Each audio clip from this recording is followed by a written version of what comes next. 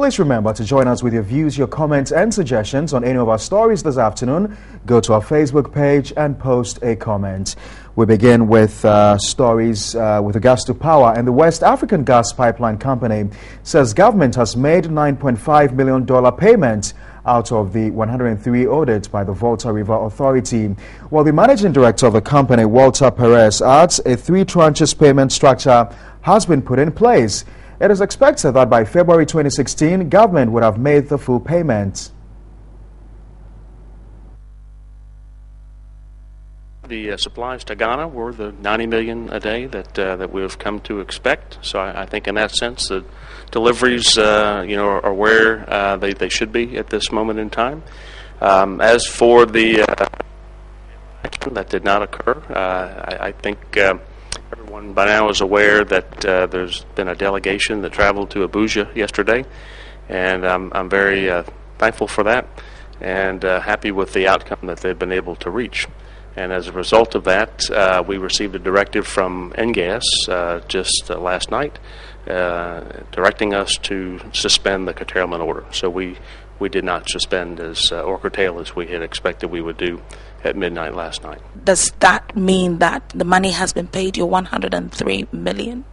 No, the money has not been paid, although just yesterday we did receive a payment of $9.5 million, so I think that's a good sign.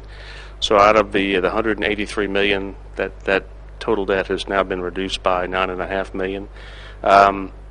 Commitments were made at the highest levels to pay the invoices for August and September. We expect that additional payments will be made in November. Significant amounts of payments, with the balance being retired by February. And so I think all parties can agree to those terms. And more importantly, I think the required credit support will be put in place so that we won't find ourselves in this position going forward. I remember very clearly at the press conference that you had said that full payment was what you were expecting. What changed? Because 9.5 million is not 103 million.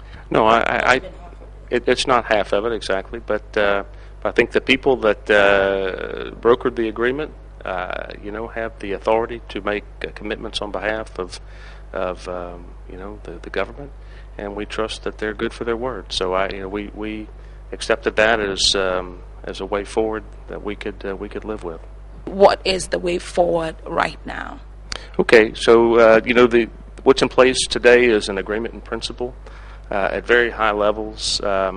We've been advised that the Minister of Power has called for a meeting next week to be attended by VRA, NGAS, NMPC, and WAPCO, and it's at that level that the way forward will be defined.